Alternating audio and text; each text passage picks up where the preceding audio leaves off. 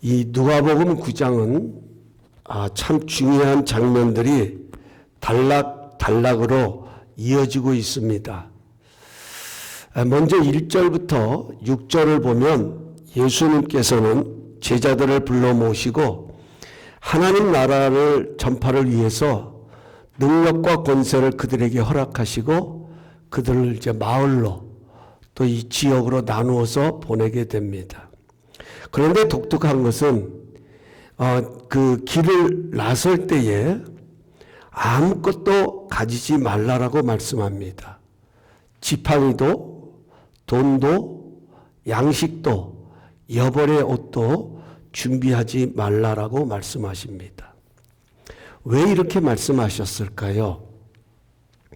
지팡이, 가방, 돈, 양식, 여벌의 옷, 이런 것들은 여행하는 사람들에게 있어서는 있어야 할 것들입니다. 그런데 예수님께서는 이것조차도 준비하지 마라, 이렇게 말씀하셨습니다. 이렇게 말씀하신 의도 속에는 뭔가 주님께서 지금 제자들에게 훈련시키시고 또 그들에게 뭔가를 이렇게 각인시키시려고 하는 의도가 있는 것을 추측하고 또 생각해 볼 수 있습니다. 그것이 무엇일까요? 지금 제자들이 우리가 말하는 그저 경치 관람하는 그런 여행을 떠나는 것이 아니라 병든 자를 치료하고 귀신들을 쫓아내고 이런 역사를 이루기 위해서, 이런 그러므로 하나님의 나라를 세우기 위해서 하나님의 일을 감당하는 현장으로 지금 보냄을 받는 것입니다. 지금 이들에게 가장 필요한 것은 지팡이가 아닙니다. 이 제자들이 지금 의지해야 할 것은 돈도 아닙니다. 양식도 아닙니다. 자신들에게 그만한 일을 할 수 있도록 능력과 권세를 주신 주님을 의지하는 것입니다. 예수님께서는 지금 제자들에게 있어서는 무엇이 가장 중요한 본질인지, 물론 돈 필요합니다. 지팡이 있어야 됩니다. 가방도 필요합니다. 양식도 필요합니다. 더 나아가서는 여벌의 옷도 필요합니다. 그러나 이거보다 더 중요한 것이 무엇인지를 제자들로 하여금 주님께서는 깨닫게 하시려고 지금 이 훈련을 시키고 계신다, 이렇게 생각해 볼 수 있습니다. 그만큼 본질이 중요하다는 겁니다. 본질. 그래서 우리가 누가복음 그 다음에 가서 보면 예수님께서 그 유명한 오병이어의 기적을 행하십니다. 물고기 2마리와 떡 5개를 가지고 5,000명을 먹이시는 그 놀라운 기적을 행하시게 되죠. 그리고 난 다음에 제자들에게 아주 중요한 2가지 질문을 하십니다. 하나는 사람들이 나를 누구라고 하느냐 하는 질문입니다. 사람들이 나를 누구라고 하느냐, 나를 어떤 존재로 생각하고 있느냐 하는 겁니다. 그러자 제자들이 들었던 대로 또 사람들이 평가했던 대로 이 앞장면의 헤롯의 이야기를 통하여서 나눴던 그런 모습들을 그대로 예수님께 보고를 합니다. 어떤 사람은 세례 요한이라고 그러고요, 어떤 이들은 엘리야라고 그러고요, 어떤 이들은 선지자 중에 한 사람이라고 이렇게 표현합니다. 그러니까 예수님께서는 그래? 그렇다면 너희들은 나를 누구라고 생각하느냐? 세상 사람들은 그렇게 이야기한다고 하면 나를 따른다고 하는 너희들은 나를 누구라고 생각하느냐?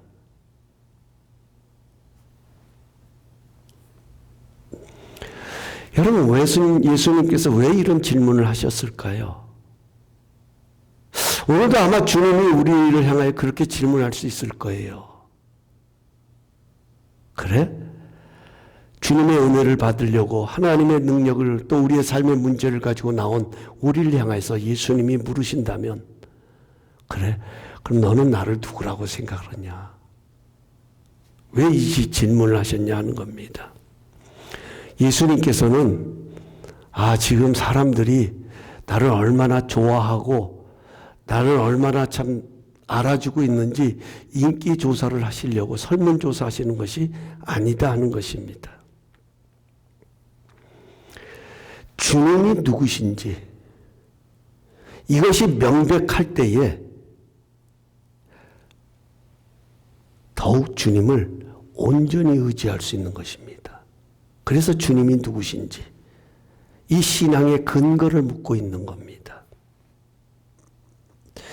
여러분, 세상은요, 예수님에 대하여서 여러 가지 자신들의 느낌, 자신들의 경험, 자신들의 생각대로 평가하고 말합니다. 자신들의 관점에서, 그래, 예수님은 죽었다 다시 살아난 세례 요한이야. 아니야, 저분은 능력이 넘치는 엘리야야. 아니야, 하나님의 나라를 전파하는 선지자 중에 한 사람. 자신들이 느낀 대로, 경험한 대로, 자신들이 생각한 대로 평가하고 말합니다. 그런데 중요한 것은 이것이 신앙이 아니다 하는 거예요. 내 경험이 신앙이 되는 것이 아니다 하는 것입니다. 참된 신앙은 신앙의 근거가 분명해야 된다 하는 거예요. 내가 무엇을 믿는지, 내가 무엇을 따르는지 이 신앙의 고백이 너무나도 중요하다는 것입니다. 왜냐하면 그래야 그 신앙은 무너지지 않는다 하는 겁니다. 오해하면 안 됩니다. 체험이 중요하지 않다라는 말이 아닙니다. 체험 중요합니다. 그러나 이 체험으로 만족하면 안 된다 하는 겁니다. 여기에 머물면 안 된다 하는 것입니다. 우리 가끔 TV를 보면 맛집들을 소개하는 그런 프로그램들이 참 많이 요즘 이렇게 접하게 됩니다. 어제도 제가 이렇게 식사를 하다가 우연히 TV를 틀었는데, 전현무 씨가, 이렇게 누굽니까? 유튜브 유명한 사람이 난 잘 모르지만, 어쨌든 둘이서 여수의 맛집들을 소개하는 그 프로그램을 진행하더라고요. 근데 저는 여수에 그렇게 맛집들이 많은 줄 몰랐어요. 참 그렇게 많이 다녀보았지만, 제가 알지 못하는 그런 맛집들, 이런 데들을 소개하는 겁니다. 여러분, 보통 맛집에 들어가면, 맛있는 식당을 찾아 들어가면 손님들은 두 가지 반응이 일어나요. 하나는 그 맛에 감탄하는 겁니다. 그냥 한 입을 쫙 집으면서 그냥 막 뒤로 자빠질 것 같이, 마치 기절할 것 같이 그런 표현을 합니다. 그러면서 그 맛에 도취해가지고 그 맛을 막 칭찬하고 그냥 무슨 금은부화 발견한 것처럼 그냥 너무들 좋아하죠. 행복해합니다. 그런가 하면 똑같은 맛을 보면서도 어떤 사람은 어떻게 이렇게 맛있는 맛을 냈지? 어떻게 하면 이렇게 맛있는 것을 만들 수 있지? 이 식당은 도대체 어떤 재료를 썼고 어떤 양념으로 이렇게 맛있는 음식을 만들어내는 것이지? 궁금해하면서 그 맛에 감탄하는 사람이 있어요. 여러분, 중요한 것은 어떤 사람이 그 맛의 진가를 오래 누릴 수 있을 것 같습니까? 두말할 것도 없이 이 맛이 어떻게 만들어지는지를 발견하는 사람은 이 맛을 오랫동안 지속할 수 있어요. 그냥 한순간 맛있다, 요거로 끝나는 사람은 that's it. 또 그 맛집을 찾아가야 돼요. 하지만 어떻게 이렇게 맛있는 음식을 만들어내는지 하는 그 결과를 터득한 사람은 자신이 맛봤던 그 맛을 계속 유지해 갈 수 있다 하는 것입니다. 이 장면이 바로 성경에도 나와요. 우리가 너무나도 잘 아는 요한복음 2장에 가서 보면 가나안 혼인잔치 이야기가 나오지 않습니까? 포도주가 떨어짐으로 인하여서 이 집은 잔치집이 그 말 그대로 염려와 근심의 집으로 바뀌었어요. 그런데 예수님께서 그 집에 물이 변하여 포도주가 되는 기적을 일으키셨습니다. 이제 그 물을 떠다가 연회장에다 갖다 주고 사람들에게 나눠주니까 연회장이 그 포도주의 맛을 보았는데, 이야, 그 어디서도 맛보지 못한 가장 맛있는 포도주를 이 집은 남겨놓고 있었던 거예요. 그래서 연회장이 묻습니다. 그대는 지금까지 가장 좋은 포도주를 남겨두었도다.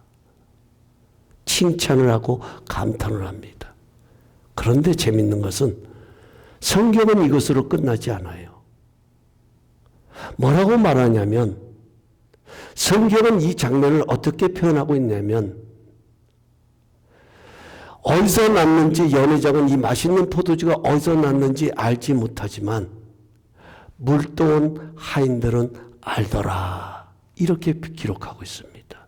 이게 너무 중요한 거예요. 우리가 하나님의 신앙생활도 그렇습니다. 하나님의 은혜를 맛보고 체험하고 경험하고 that's it.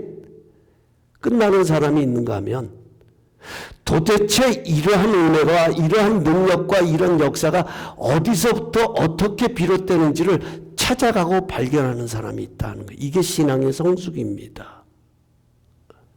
물도온 하이들, 그들은 예수님이 하신 말씀대로 그대로 순종했기 때문에, 아, 이 맛있는 포도주는 물이 만들어낸 것이 아니라 어떤 특별한 그런 화학 반응에 의해서 만들어진 포도주가 아니라 이것은 주님의 능력이 만들어낸 것이다. 근본을 알게 되는 거예요. 그렇기 때문에 그 주님을 의지할 수밖에 없다 하는 것입니다. 그래서 요한복음은 기적을 미라클이라는 단어를 쓰지 않냐고 사인이라는 단어를 씁니다. 표적. 무엇인가 어느 방향을 가리키기 위해서 일으키시는 것이 바로 기적이다 하는 거예요. 여러분, 우리 예수님께서 마태복음에 가서 보면 하나님의 나라를 가르치시는 산상수훈 설교를 하십니다. 우리가 너무 잘 알죠. 심령이 가난한 자는 복이 있나니 천국이 저희 것이며, 애통하는 자는 복이 있나니 저희가 위로를 받을 것이며, 이렇게 8복으로 시작을 해서 8가지 복을 시작해서 쭉 하나님 나라의 교훈을 가르치셔요. 그걸 산상수훈이라고 그러는데, 그 산상수훈의 설교가 마무리 짓는 결론이 뭐냐면, 반석 위에 지은 집과 모래 위에 지은 집으로 결론을 내리세요. 마태복음 7장 24절에 가서 보면 이렇게 말씀하십니다. 누구든지 나의 이 말을 듣고 행하는 자는 그 집을 반석 위에 지은 지혜로운 사람 같고, 이렇게 표현하고 있습니다. 여러분, 반석 위에 지은 집과 모래 위에 지은 집의 차이가 무엇일까요? 이 차이가 언제 나냐면 평상시에는 몰라요. 비가 내리고 창수가 나고 바람이 불어보면 압니다. 반석 위에 지은 집은 그 주추를 반석 위에 두었기 때문에 비가 내리고 바람이 불고 창수가 나도 든든히 서 있습니다. 그 주춧돌이 그 집을 받쳐주고 있는 거예요. 하지만 모래 위에 지은 집은 비가 내리고 바람이 불고 창수가 나면 맥없이 쓸려 내려가고 만다 하는 것입니다. 왜냐하면 모양만 집이지 어떤 중심도 없고 주출도 또 없기 때문에 이리 불면 이리 흘러가고 저물이 흘러오면 저리 쓸어가는 것이 모래 위에 지은 집이다 하는 겁니다. 우리의 신앙이 바로 이렇다는 거예요. 너희는 나를 누구라 하느냐는 이 질문은 너희는 어디에 신앙의 근거를 두고 있느냐 하는 것입니다. 우리 신앙의 기초는 영원한 반석이신 예수 그리스도이십니다. 예수님은 어떤 분이십니까? 예수님은 하나님으로부터 메시아로 기름 부음 받고 보내심을 받은 베드로 고백처럼 주는 그리스도시요 살아계신 하나님의 아들이십니다. 신앙생활은 바로 이 예수님을 믿고 따르는 거예요.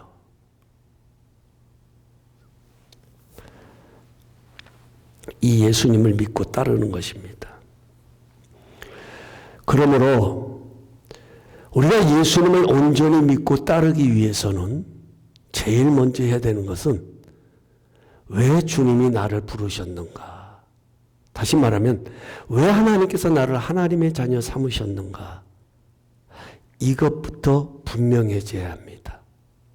그럴 때에 왜 우리가 예수를 따라가야 하는지, 여러분 예수 따르는 거 쉽지 않아요. 예수 믿는 거 어려워요. 때로는 희생해야 되고 헌신해야 되는 것들도 있어요. 그럼에도 불구하고 왜 우리가 그분을 따라가야 하는지 이것이 선명해진다 하는 것입니다. 우리 요한복음 15장 16절을 한번 예수님이 하신 말씀인데 함께 읽어볼까요? 봉독합니다. 시작. 너희가 나를 택한 것이 아니요 내가 너희를 택하여 세웠나니 이는 너희로 가서 열매를 맺게 하고 또 너희 열매가 항상 있게 하여 내 이름으로 아버지께 무엇을 구하든지 다 받게 하려 함이니라. 아멘.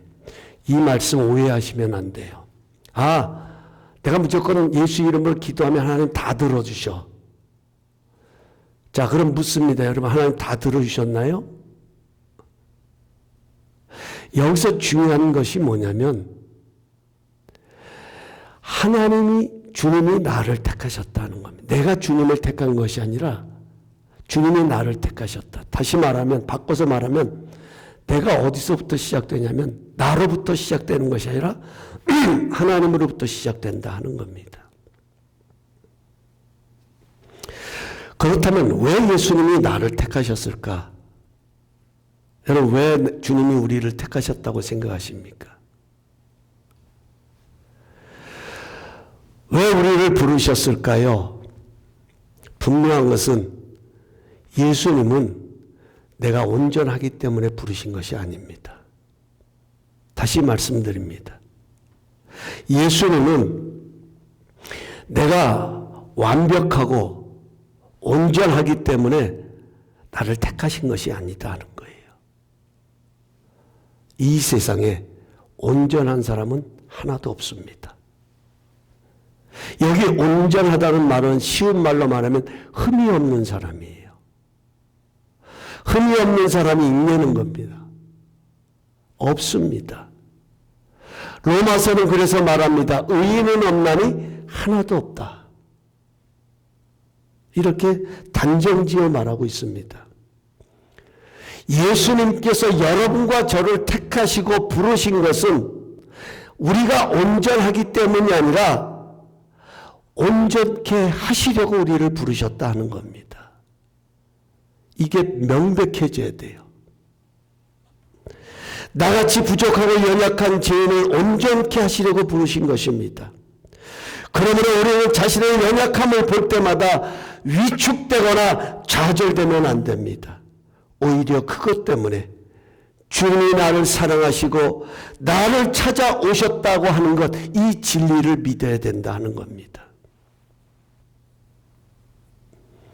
하나님께서는 우리가 완벽하기에 부르신 것이 아니라 반대로 부족한 우리를 통해 이루시고자 하시는 것이 있기 때문에 부르셨다는 이 믿음을 우리는 확고히 해야 합니다. 그래서 성경에 가서 보면, 특별히 사복음서에 보면 우리 예수님이 가시는 곳마다 많은 군중들이 모였었어요. 그런데 그 사복음서를 읽어보면 특별한 게 뭐냐면 그 예수님께서 많은 군중들을 향하여 말씀하실 때에 나를 믿어라 이 말씀보다는 나를 따르라는 말씀을 더 많이 하셨습니다. 이 말은 믿음이 중요하지 않다라는 말이 아니죠. 진정으로 예수를 믿는다면 거기에는 반드시 follow, 따름이 있어야 된다는 겁니다.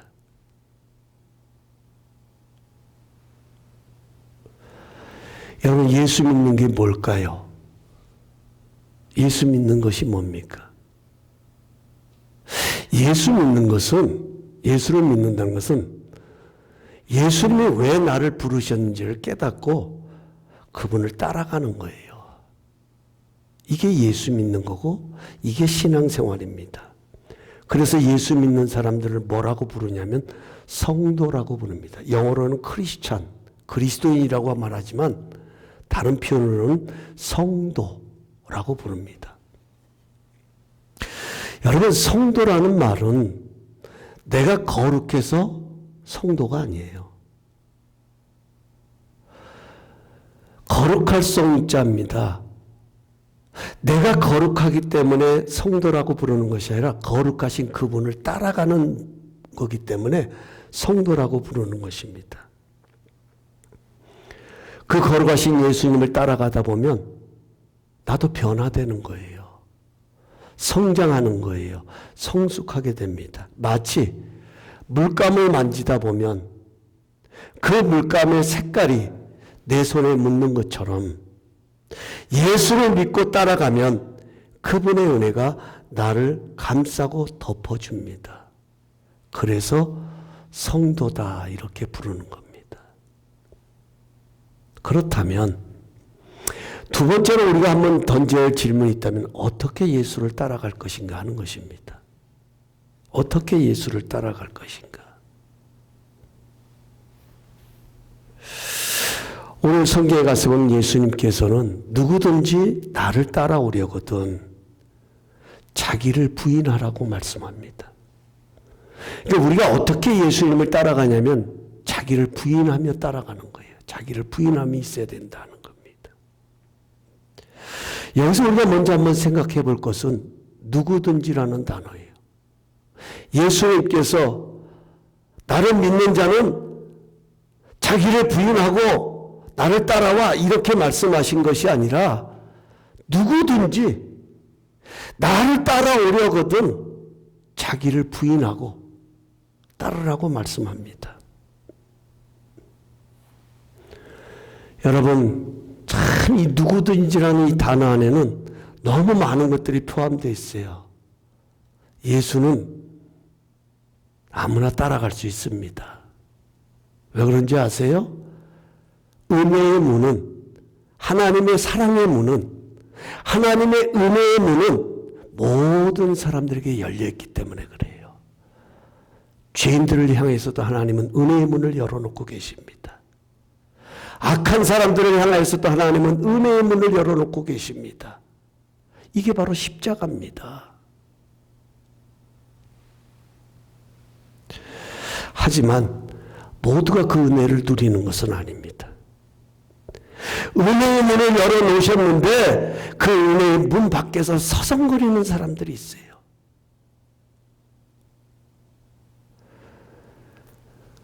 은혜를 누리려면 그 은혜 안으로 들어가야 돼요. 은혜의 문턱을 넘어설 때에 비로소 은혜의 정원을 거닐게 된다 하는 것입니다. 여기 이 은혜의 문턱을 넘어서는 것이 바로 자기 부인입니다. 자기 부인. 자기를 부인하는 것입니다. 그렇다면 자기를 부인한다는 것이 무엇일까요? NIV 성경은 He must deny himself 이렇게 얘기했어요. 자기를 부정하는 것이다. 자기를 부정하는 것. 스스로를 부정하는 거예요.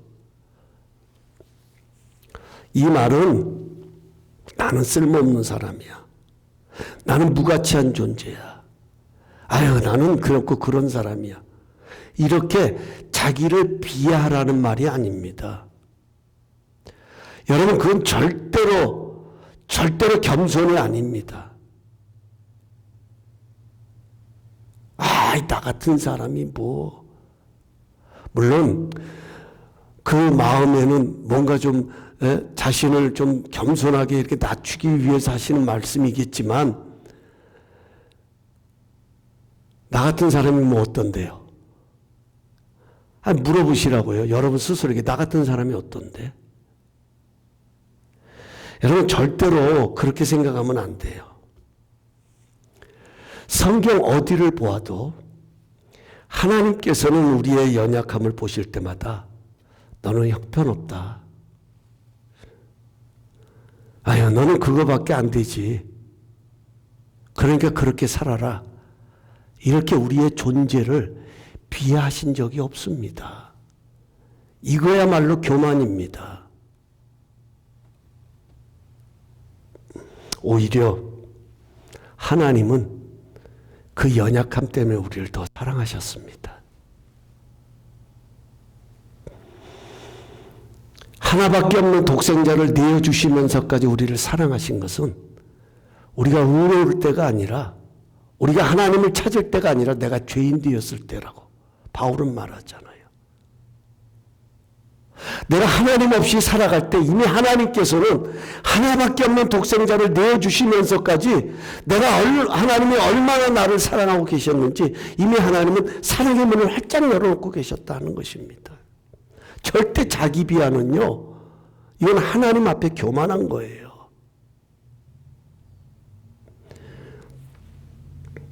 여기 자기를 부인하라는 말은 예수님을 따라가는 데 있어서 방해되는 것들을 스스로 죽이려는 거예요. 절제하려는 거예요.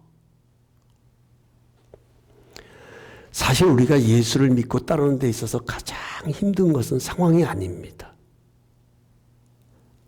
이 세상의 죄악됨도 아닙니다. 우리가 예수를 믿고 따르는 데 있어서 가장 힘든 것은 내 안에 일어나는 옛 습관들이에요. 옛 성품들이에요. 내가 예수를 믿는다고 하면서도 여전히 내 안에 죄성으로 자리 잡고 있는 그런 것들이에요. 자꾸만 그 옛날의 욕망들이 고개를 드는 것입니다. 이것이 결코 쉬운 것이 아니에요. 이건 죽여야 돼요. 죽이는 결단이 아니고서는 이거는 어렵다 하는 겁니다. 그래요. 목사님 제 자신도 마찬가지예요. 내가 하나님의 일을 한다고 하면서, 내가 주의 일을 감당한다고 하면서 착각 속에 빠질 때가 뭐냐면 내 자신을 의지할 때가 있고 내 자신의 능력을 바라볼 때가 있다는 거예요.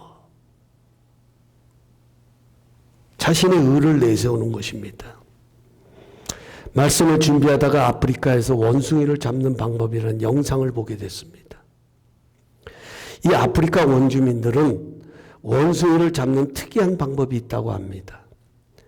항아리에다가 좁은 구멍을 만들어 놓고 원숭이가 좋아하는 나무 열매를 잔뜩 집어넣는다고 합니다. 그리고 원숭이가 지나다니는 길목에다가 이 항아리를 놓으면 원숭이가 열매 냄새를 맡고 그 비좁은 항아리 구멍에 자기 손을 집어넣는데요. 들어갈 때는 빈손이기 때문에 항아리에 들어가지만 열매를 잡으면 결코 항아리에서 손을 뗄 수가 없다고 합니다. 열매를 잡고 있는 손을 놓으면 얼마든지 풀려나고 자유로워질 수 있는데 이 손을 놓지 못해서 그 열매에 집착해서 결국은 원주민들에게 잡히고 만다고 합니다. 그런데 혹시 우리가 움켜쥐고 있는 이 작은 것들 때문에, 여전히 내 안에 자리 잡고 있는 이 옛 습성들 때문에 하나님께서 우리를 위해 준비해 주신 좋은 선물을 받고 있지 못하는 것은 아닐까 하는 이런 생각들을 한번 가져보게 됩니다.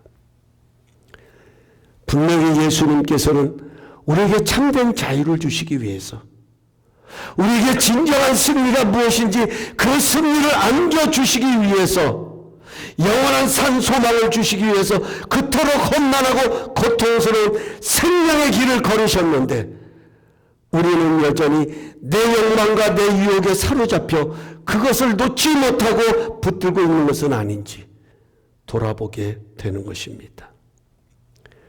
여기 자기를 부인한다고 하는 것은 내 인생의 주인이 내가 아님을 인정하는 거예요.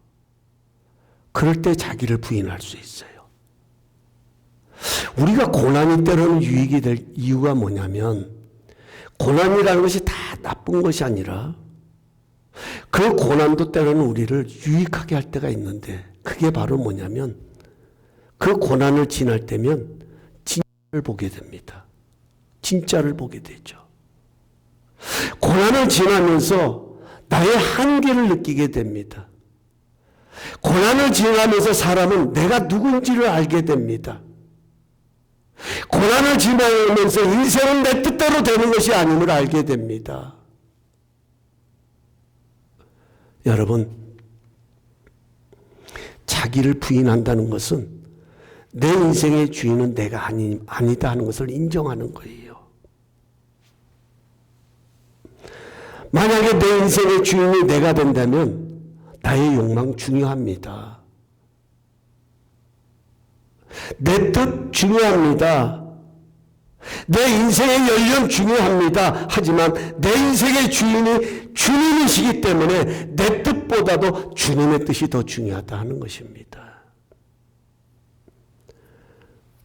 그래서 날마다 우리는 의지적으로라도 자기를 죽이는 훈련을 해야 합니다. 자꾸 옛 습성들이 고개를 들려고 할 때마다 의도적으로 자신을 향해 자신이 주인이 아니라고 하는 것을 선포해야 돼요.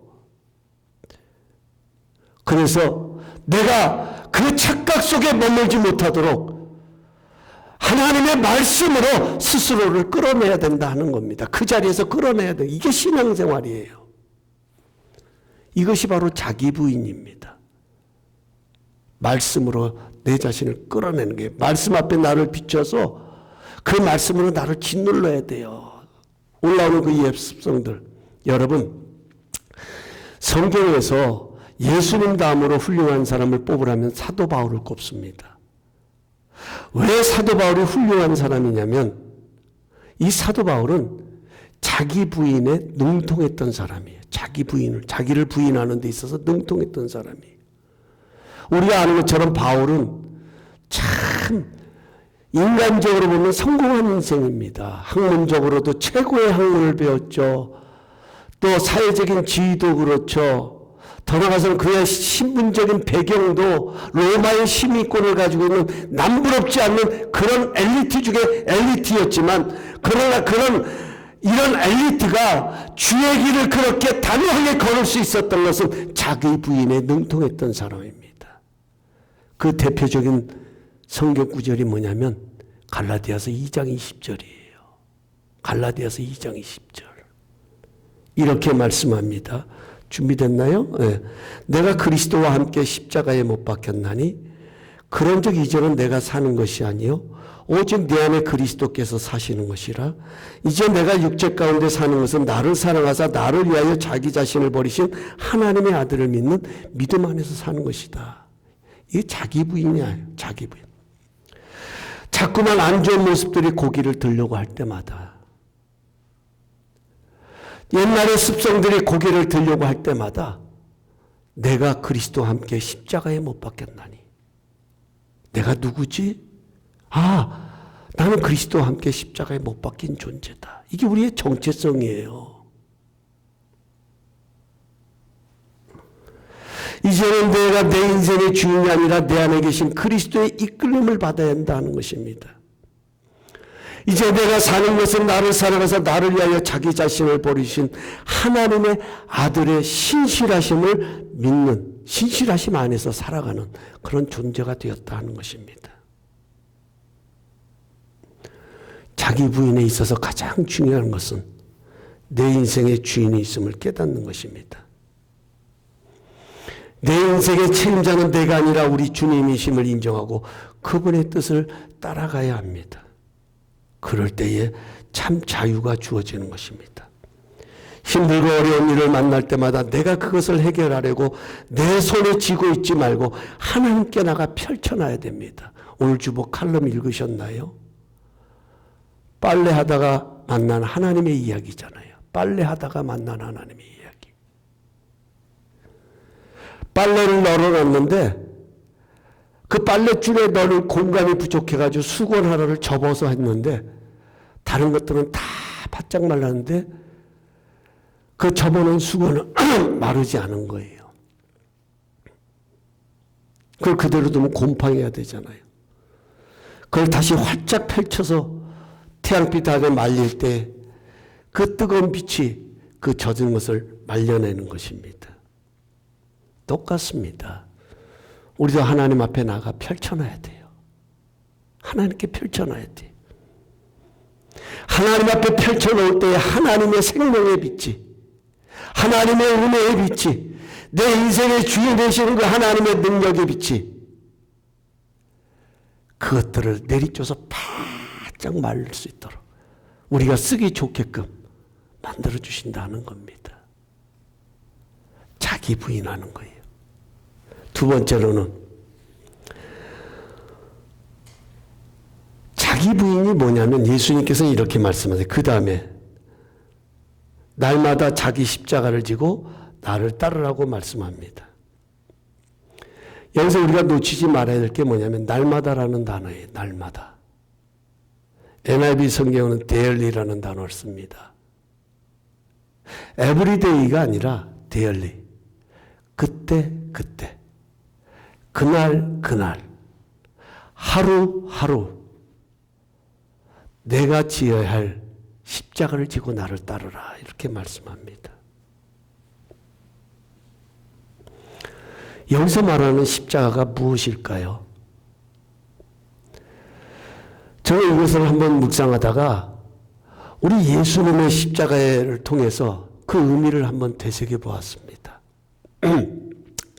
물론 많은 학자들은 우리의 삶의 무거운 짐들, 또 고통들, 아픔들, 이런 것들을 십자가다 이렇게 표현을 해요. 근데 저는 조금 다르게 말씀을 준비하면서 생각해요. 내가 날마다 지어야 할 십자가가 무엇일까? 매일 고통 짊어지고 매일 슬픔 짊어지고 매일 아픔을 짊어지고 예수님을 따른다고 하면 그 힘들어서 가겠습니까?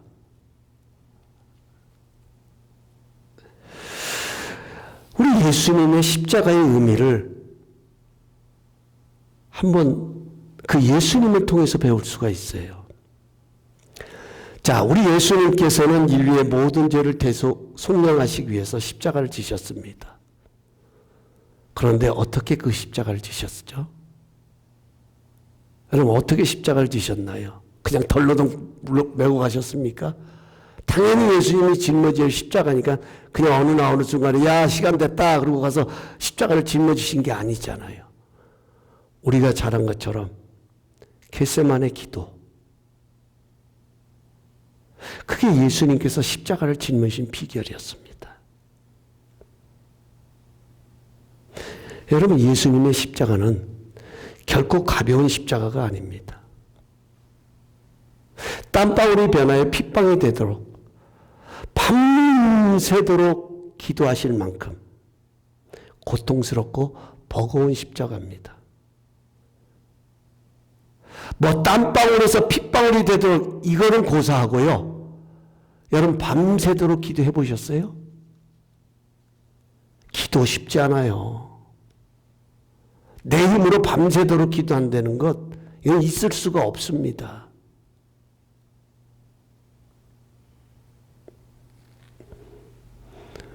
뭐라고 기도하셨습니까? 할 수만 있으면 이 잔을 내게서 옮겨주세요. 이게 예수님이 밤새도록 기도하신 거예요. 여러분 십자가가 그거예요. 할 수만 있으면 피하고 싶은 게 십자가예요.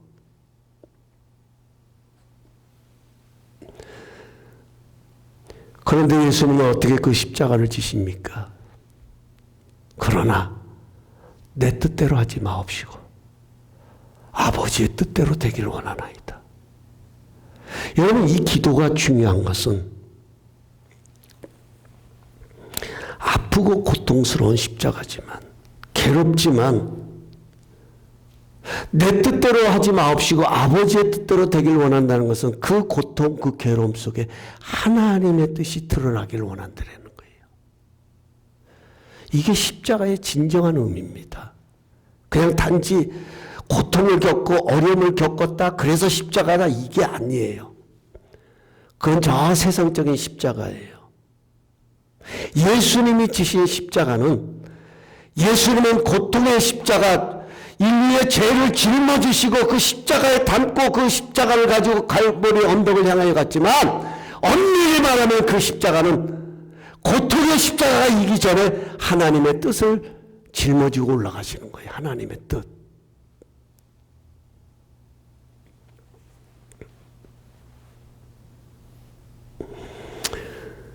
그럴 때 하나님께서는 모든 만물이 그 십자가 아래 무릎을 꿇게 하셨습니다.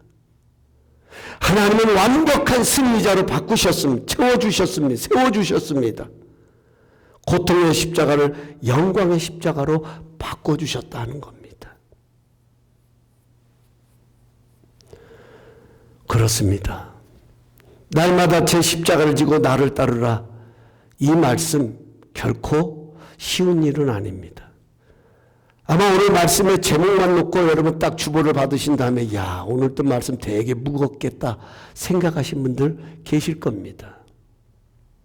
맞습니다. 부담이 되고 힘든 일입니다. 할 수만 있다면 피하고 싶고 멀리하고 싶은 것이 십자가입니다. 십자가는 고통, 아픔, 상처, 결핍, 부담의 상징이기도 합니다. 그럼에도 날마다 이 십자가를 지고 주님을 따라야 하는 것은 이 십자가에 담긴 하나님의 뜻이 있기 때문에 그렇다는 것입니다. 하나님께서는 예수님의 십자가를 통해 만민을 살리시는 생명의 영광을 담아두셨던 것처럼 우리의 십자가 속에 하나님은 우리가 알지 못하는 하나님의 또 다른 영광을 담아두시길 원하십니다.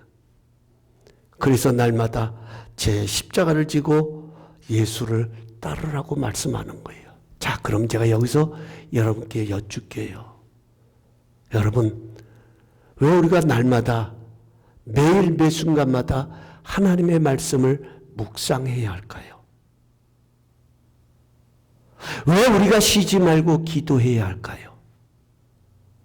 우리 신앙의 가장 중요한 두 가지 요소가 있다면 말씀과 기도 아니겠습니까? 여기서부터 시작되는 거잖아요. 왜 말씀을 묵상해야 합니까? 그 말씀 속에는 하나님의 뜻이 있기 때문에 어렵고 힘든 일을 만날 때마다 힘들다, 어렵다 한탄하는 것이 아니라 우리는 말씀 앞에 머무는 거예요. 그 어려움 가운데 들려주시는 하나님의 말씀, 그 말씀을 붙들고 나가는 것, 이것이 바로 우리가 짊어지고 가야 할 십자가인 거예요. 왜요? 십자가에는 고통, 아픔, 낙심, 절망, 이것이 십자가가 아니라 그것이 설령 그런 상황이라 할지라도 그 상황 속에는 하나님의 선하신 뜻이 있음을 우리는 믿기 때문에 말씀 앞에 머물고 기도하면서 날마다 순간마다 그 십자가를 지고 나가는 거예요.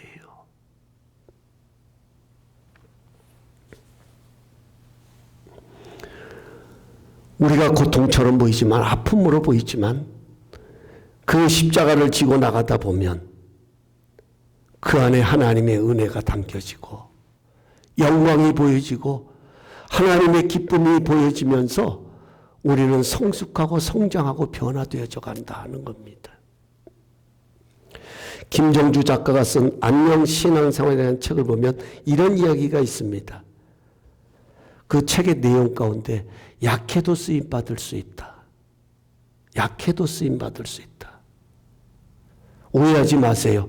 약하면 쓰임받을 수 있다가 아니라 약해도 쓰임받을 수 있다.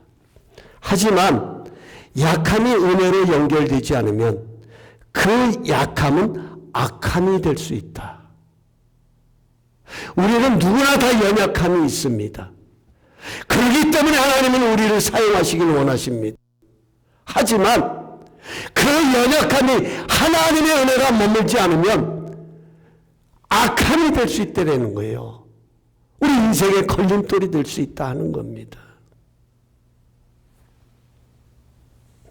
하지만 그 약함이 하나님의 은혜로 연결되면 강함이 되는 것입니다.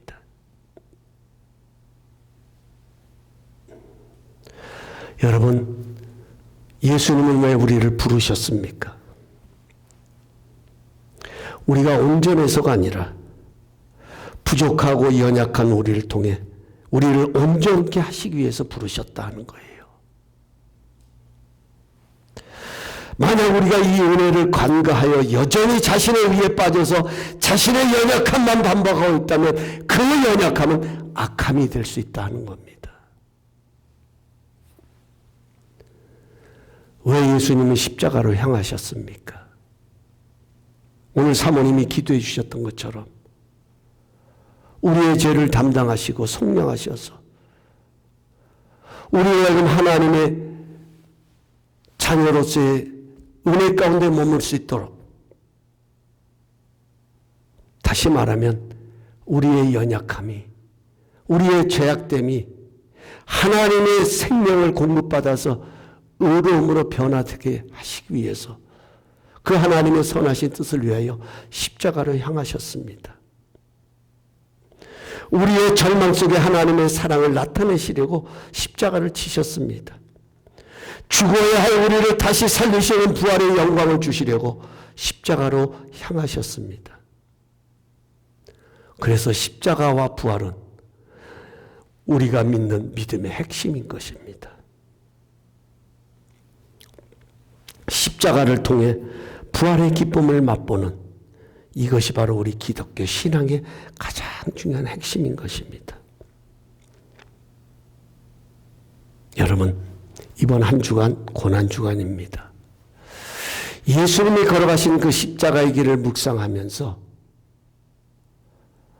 이 한 주간 우리 자신을 스스로 부인하는 이런 시간들이 되었으면 좋겠습니다. 내가 누구인지. 예수님의 십자가를 바라보면서 슬퍼만 하는 것이 아니라 내가 누구인지, 내 인생의 주인이 누구이신지, 왜 주님이 저기 이렇게 달려 계시는지, 이런 것들이 명확하고 정확하게 재해석되면서 우리의 주어진 상황 속에서도 그것이 설령 아픔이고 고통이고 연약함이고 부족함이라 할지라도 그곳에 하나님의 사랑을 담아주시고 하나님의 영광을 담아주셔서 오히려 강함이 되게 하시려는 이 하나님의 선하신 뜻을 붙들고 다시금 새롭게 일어서는 부활의 영광에 참여하는, 그 부활의 기쁨을 준비하는 이런 귀한 한 주간이 될 수 있기를 원합니다. 그래서 오늘 말씀의 제목이 좀 무겁지만 그렇게 정한 거예요. 날마다 제 십자가를 지고 나를 따르라. 날마다, 매 순간마다 제 십자가를 지고 내 이 십자가를 지고 주님을 따르는 그런 승리자들이 될 수 있기를 원합니다. 우리 다 함께 그 자리에 일어나셔서 세상 모든 민족이 구원을 얻기까지 우리 찬양 드리고 기도하시고 축도로서 예배를 마치도록 하겠습니다.